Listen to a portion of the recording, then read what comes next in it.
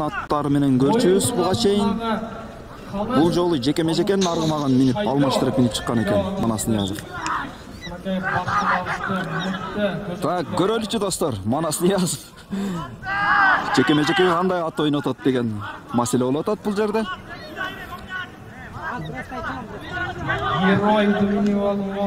Ай, баракелде достор, биреңди дагы такымга басты Манас Ниязов.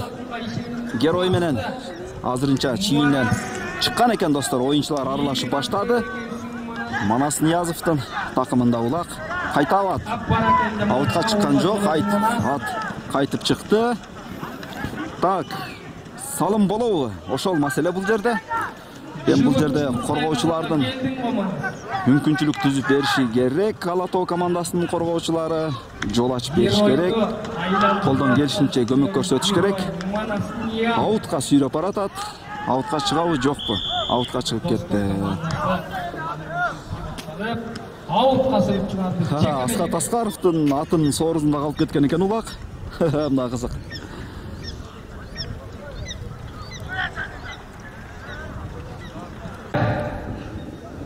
Айбек Темирбаев кайрадан эле Манас Ниязов ортого чыккан экен.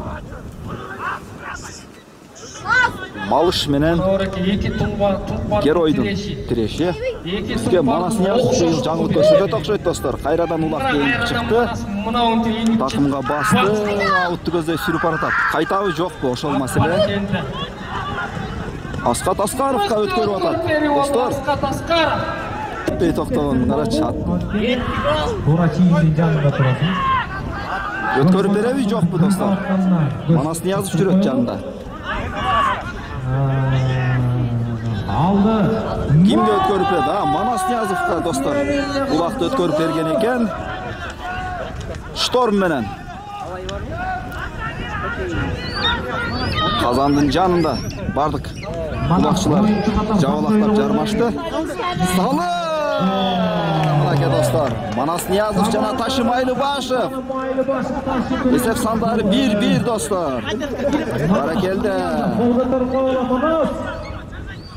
Мына улак ойун эми кызый турган болду достор.